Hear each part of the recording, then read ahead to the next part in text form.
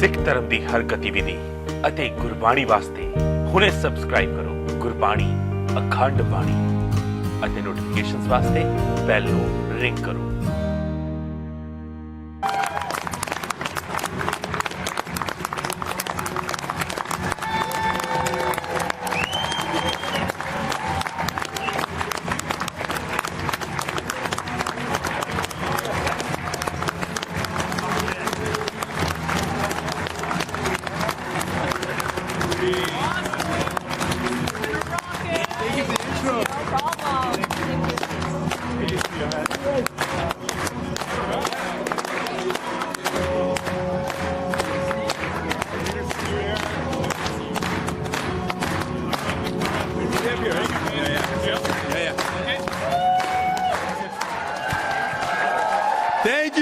Thank you. Woo! That's awesome. Hello, BC New Democrats. How you feeling? All right. Well, thank you very much for that incredibly warm welcome. It's an honor. Bonjour, chers amis. I'd like to begin with a traditional acknowledgement of the lands on which we're gathered. I would like to begin by acknowledging the Lekwungen speaking people on whose unceded lands we gather, and the Songhees, the Esquimalt, and the Mosaic peoples whose historical relationship with the land continues today. Thank you. C'est un plaisir et un honneur pour moi d'être parmi vous aujourd'hui. And I'm also incredibly honored to be joined by some of my BC caucus today, which is awesome. Let's give them another round of applause. An incredible BC team. So before I go any further, I know it's been said before, but I feel like I have to say it, and I kind of want to say it. After 16 very long years, it is simply wonderful to have beautiful BC represented by a new democratic government and a new democratic premier. It is wonderful. It's amazing. Thank you. And we all know that these types of incredible victories and changes in government are not possible without the incredible hard work of so many people. So I want to acknowledge all the organizers, all the volunteers, and yes, most of all the members in this room today for all your hard work in that phenomenal victory for us and changing the course of 16 years and bringing in a new democratic government. Thank you to all of you. Thank you.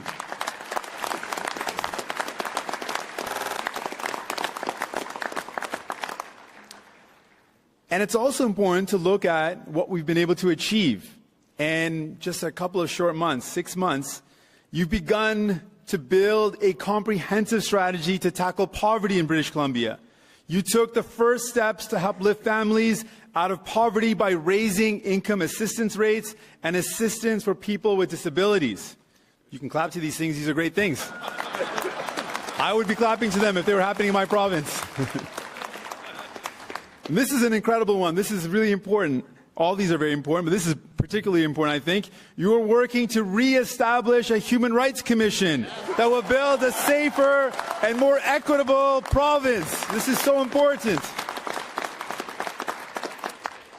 You've committed to supporting the principles of the UN Declaration for the Rights of Indigenous Peoples and have made that a foundational part of your policy agenda.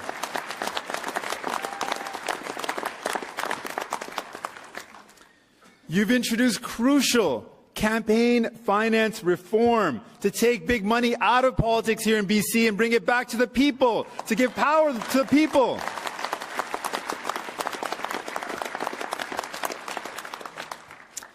And you've taken action on housing affordability, which you know is a national crisis, by committing to build $500 million in modular housing and funding 1,700 new units for purpose-built rental and new funding for a residential tenancy branch. Thank you for taking this issue seriously and committing to do something about it.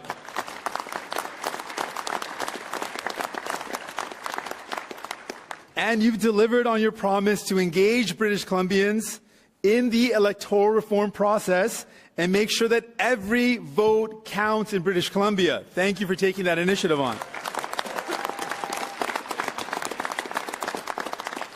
This is a pretty good list for like 6 months, eh? It's not bad. We got one more too. And you've committed to raising corporate tax and income rates for high earners to make sure everyone pays their fair share. This is so fundamentally important. Thank you.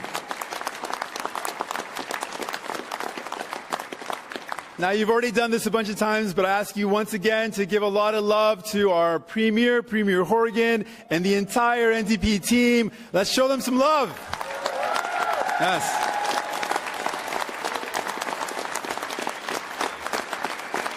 Absolutely. You are all truly an inspiration, and thank you for showing us the way. We're still enjoying a bit of that post-election high after this provincial win, and I'm enjoying it myself. Though we didn't exactly enjoy that same type of high in our federal election, instead we faced a pretty significant setback, and many of us are still reeling from it. But despite that setback, I have to give a shout out to you, all the people that worked so hard to ensure that in the last federal election, we swept all but one seat on the island. That's phenomenal. That's worth celebrating. Yes, it is. For sure. That was awesome. And a shout out to the rest of the BC team for electing so many new Democrats from BC in general. Shout outs to all of them.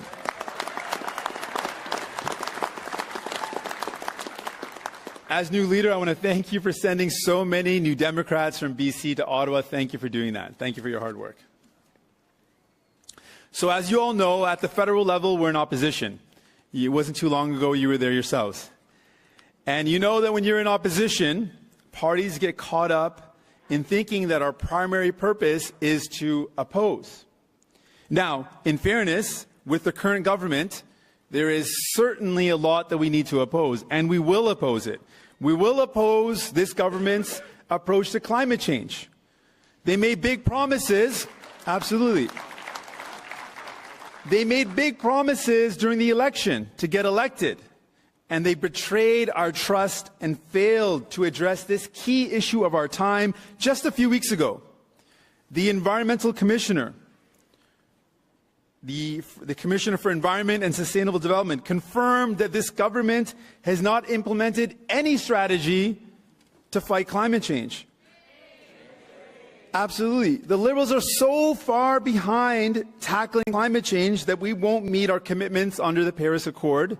In fact, we won't meet our commitments that were set by Stephen Harper's targets. Our greenhouse gas emissions are targeted to continue to grow through this government's mandate, and that's something we definitely oppose.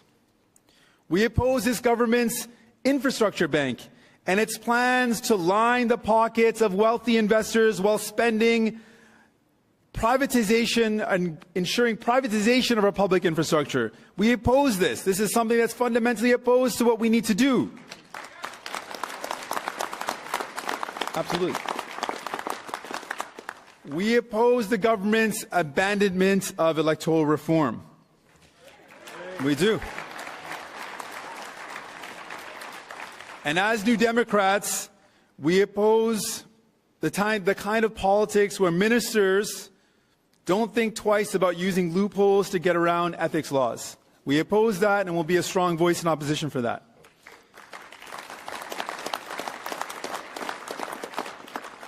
As New Democrats, we take opposing injustice and unfairness seriously because we understand the challenges that Canadians are facing. I can tell you on a personal note that growing up, with brown skin, long hair, and a funny-sounding name, I faced some of those challenges myself. I faced discrimination. I've been stopped by the police multiple times in my own community for no other reason than the color of my skin or the way I looked. I understand how it feels. It makes you feel like you don't belong, that there's something wrong with you for just being you. It makes you have less of a sense of self-worth. And that's why I'm committed to building a Canada where no one is stopped or discriminated because of the color of their skin. I commit to that. I commit to building a Canada where people enjoy justice, where people are not discriminated against. Their identity is not a barrier.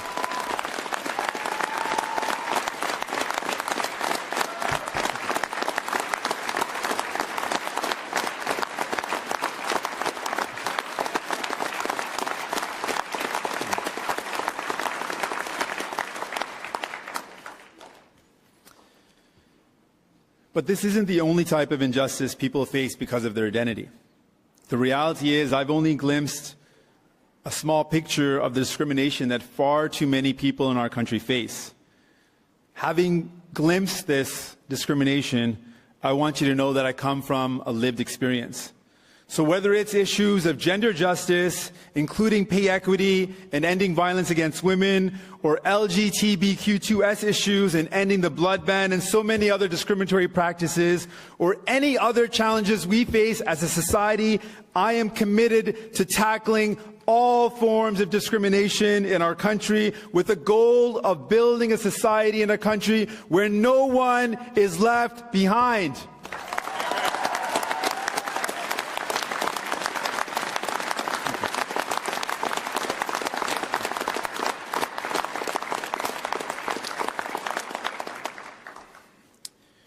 But we all know that though it's definitely necessary to oppose, it isn't enough to just oppose.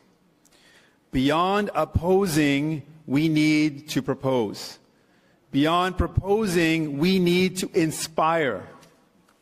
We need to inspire with bold, progressive policies that will uplift the lives of all people in our beautiful country. And that's why New Democrats isn't just a question of protecting future generations. It's a question of protecting our environment today and now.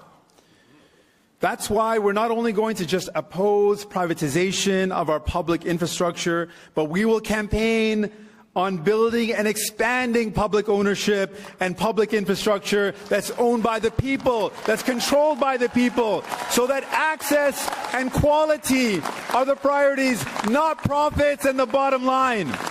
We need to own our public infrastructure. We need to defend it and protect it. It's our public infrastructure and we will build on it. We will expand on it. We will ensure that we have a future that's bright, a future that is promiseful.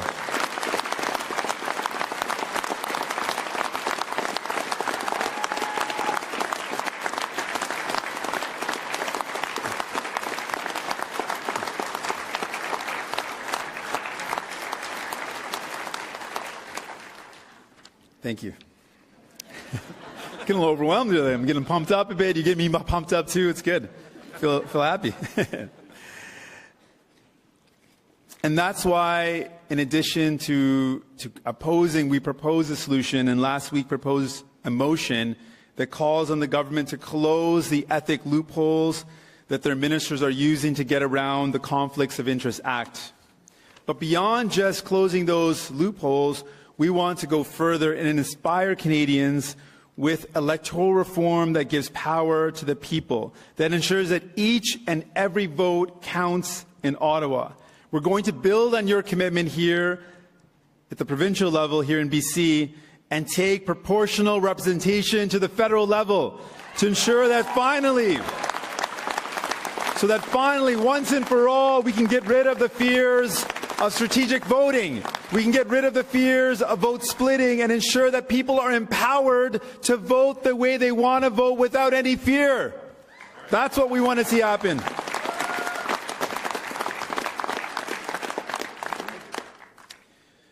So while I was in university, my father became very ill. And both my parents were unable to work, and we still needed to pay the bills. So in my 20s, I became the sole income earner in my family. I also took in my younger brother, Gurbani Singh. I became his surrogate parent. While in university, I made his meals, bought his clothes, sent him to school each day, and yes, I even attended parent-teacher interviews. And I think I confused a lot of parents about trying to figure out how he was my son and my age, and I'm sure that was very confusing to some people. We continued to this way for almost a decade until my father was thankfully back on his feet. We were so very lucky to find our way out of this precarious situation, but many people don't. Many people face far more difficult struggles. Again, I just caught a glimpse of the pressure people around us feel. The weight of living paycheck to paycheck, knowing the consequences of falling short, letting your family down, and losing the basics like shelter, food, and education. That's why it's unacceptable to me that our government tells people to just get used to precarious work, to unstable work.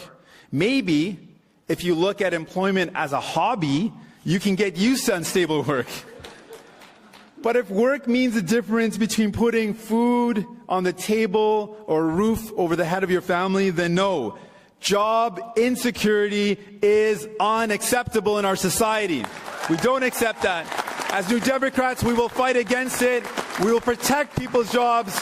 We will work against precarious employment and ensure that there's a future where people can rely on a job. That's our commitment to you at the federal level.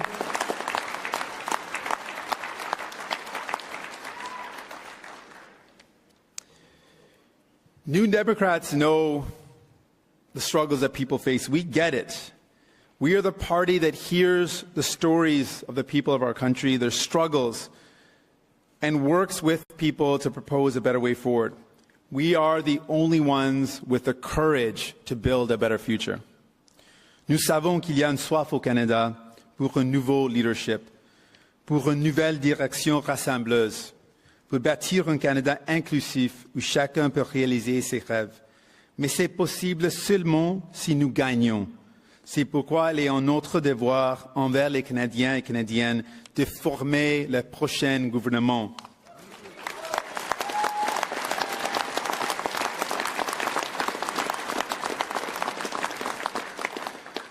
My friends, Canadians deserve the type of government at the federal level that only New Democrats can deliver. We deserve a government that gets it and is willing to fight unfairness and oppose injustice. We deserve a government with a progressive vision that will make lives better. A vision for expanding and building on our universal health care to include pharmacare and dental care. Instead of cutting our health care, we need to expand it. We need to grow it and build it.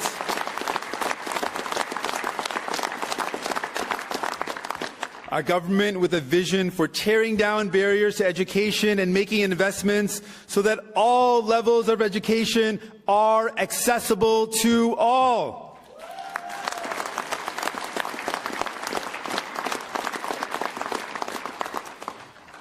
And a vision for real reconciliation and a true nation-to-nation relationship with Canada's Indigenous peoples.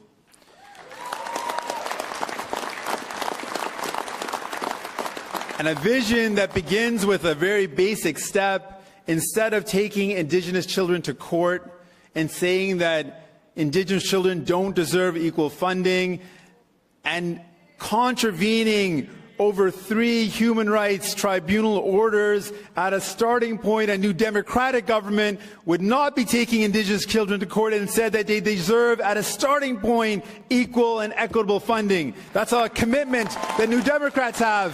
That's the difference between us and the other governments. We are committed to true justice for Indigenous peoples, to true reconciliation.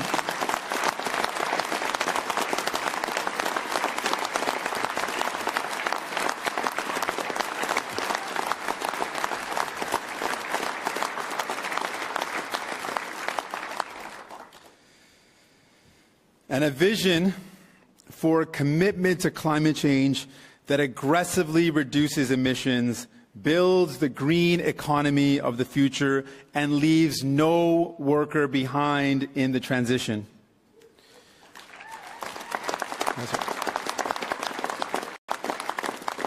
And like you're doing here in BC, a vision for an electoral system that ensures the voices of Canadians are truly heard and fairly represented. That's right. But to get there, to form governments and implement progressive policies that will make lives better, we must again be the party that inspires Canadians, that makes their hearts beat faster, that encourages them to dream bigger. We must champion a politics of love to fight the politics of greed and division, a politics of courage to fight the politics of cynicism and fear. As I said to you earlier, and I continue to say, BC, you're leading the way. You're showing us the way. This week, our great MP, Don Davies, took me on a tour of an overdose prevention site, or a number of sites in his riding of Vancouver Kingsway and just a bit south of it. I've worked in criminal justice for a number of years, so I can tell you from personal experience, but I can also show you, and I'm sure you all know, that there's a preponderance of evidence. When we look at those folks that are being charged with personal possession of a controlled substance, people that are being arrested and incarcerated, these are folks that are struggling with issues of mental health, of addiction, and poverty. To me, poverty, mental health, and addictions don't sound like a criminal justice problem. They sound to me like a social justice problem that should be dealt with like a social justice problem. And that's why I'm calling for the decriminalization of all personal possession offenses when it comes to drugs, to make a difference in the lives of people and actually bring real change.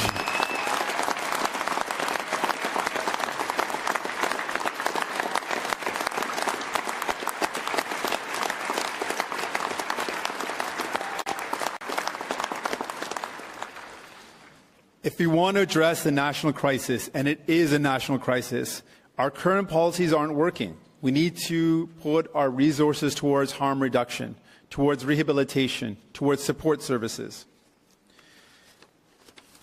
We also need to make sure that instead of just calling or talking about this issue as a national crisis, we need to ensure that it's declared a public health emergency under the Emergency Act so that these overdose centers are brought within the legal framework and they get the funding and the support that they deserve and need.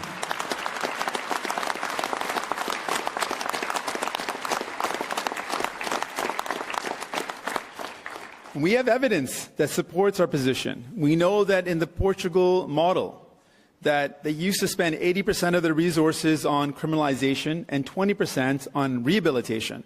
And the results were much like what we have. There was no decrease in the use of these harmful and dangerous drugs that are taking lives.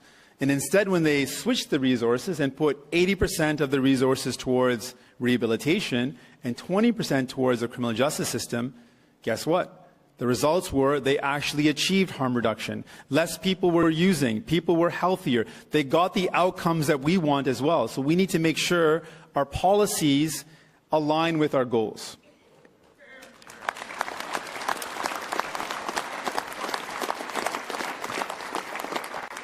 While visiting the overdose prevention sites, just to underline how big of an issue this is, I saw with my own eyes the devastation of the opioid crisis that's gripping our country.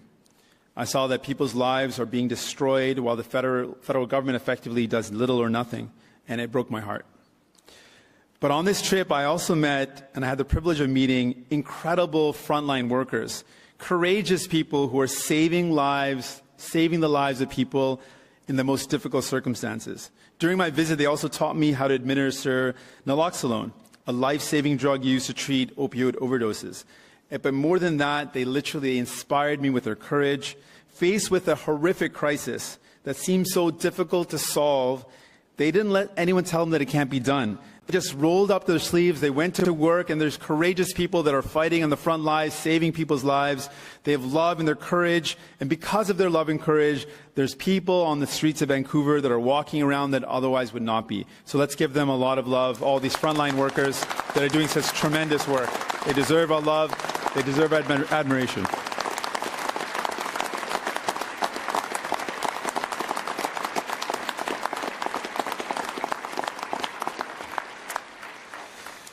So I've been campaigning across our beautiful country.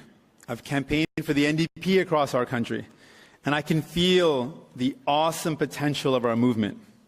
They said to us before that the NDP, that New Democrats, would never do well in Quebec, and we swept the province.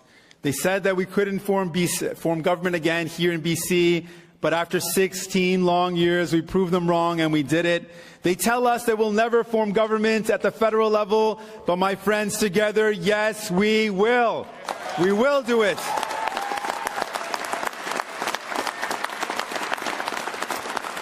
My friends, it takes an act of love to realize that we are all in this together, and an act of courage to dream bigger, to demand better, and to fight for a just and inclusive world. We know it's possible, my friends. Together, with love and courage, we'll do it. Thank you. Merci.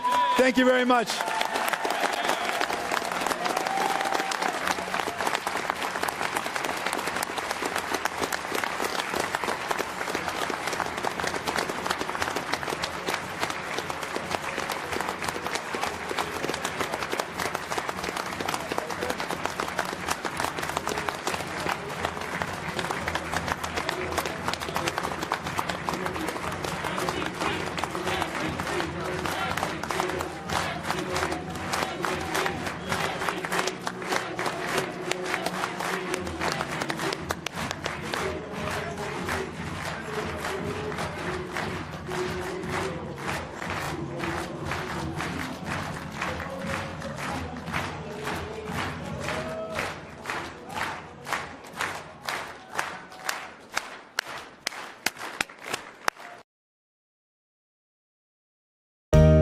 ਸਿੱਖ ਧਰਮ ਦੀ ਹਰ ਗਤੀਵਿਧੀ ਅਤੇ ਗੁਰਬਾਣੀ ਵਾਸਤੇ ਹੁਣੇ subscribe ਕਰੋ ਗੁਰਬਾਣੀ ਅਖੰਡ ਬਾਣੀ ਅਤੇ notifications ਵਾਸਤੇ ਬੈਲ ਨੂੰ ਰਿੰਗ ਕਰੋ।